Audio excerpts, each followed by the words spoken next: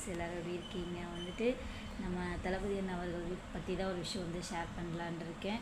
நம்ம தளபதி அண்ணா அவர்கள் வந்து நம்ம வந்து டிவிகே கட்சி ஆரம்பித்தது வந்து எவ்வளோ வந்து தடங்கல்கள் வந்து கொடுக்க முடியுமோ, அவருக்கு வந்து தொந்தரவு கொடுக்க முடியுமோ அந்த அளவுக்கு வந்து எதிர்கட்சியில் இருக்கவங்களும் சரி, நிறைய வந்து பொலிட்டிக்ஸ் அண்ட் வந்து அதர்ஸ் பீப்புள்ஸ் வந்து அவருக்கு இடைஞ்சல் கொடுக்க முடியுமோ அவ்வளோ விஷயங்கள் வந்து கொடுத்தாங்க.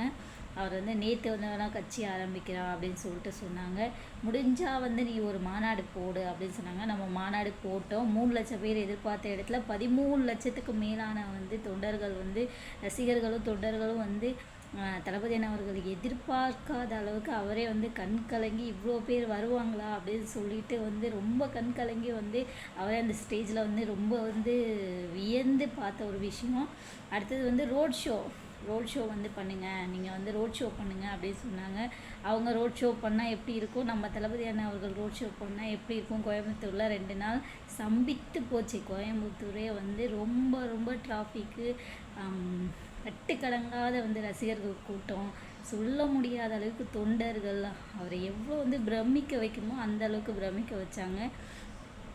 அதே அளவுக்கு வந்து நம்ம வந்து அவங்க சொன்ன எல்லா விஷயத்தையும் வந்து நம்ம பண்ணி காமிச்சிட்டோம். இன்றைக்கி மதுரையில் நீங்கள் பார்த்துருப்பீங்க, ஒரு ஷூட்டிங்க்கு தான் போகிறாரு கொடைக்கானலுக்கு.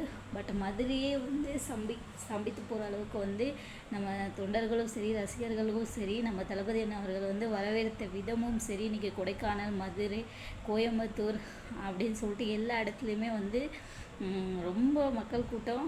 எம்ஜிஆருக்கு அப்புறம் வந்து நம்ம தளபதி அண்ணா அவர்களுக்கு தான் இப்போ இருக்குன்னு நீங்கள் வந்து ஒவ்வொரு மீடியாலையும் பார்த்தீங்கன்னாவே தெரிஞ்சுப்பீங்க.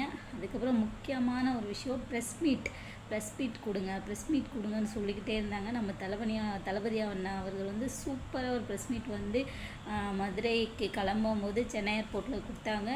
அதெல்லாம் நீங்கள் எல்லாமே பார்த்துருப்பீங்க. இப்போ வந்து நீங்கள் என்ன சொல்கிறீங்க, நீங்கள் என்ன சொன்னாலுமே நாங்கள் அதுக்கு தயாராக இருக்கோம். 2026க்கு நாங்கள் ரொம்ப தயாராக இருக்கோம்.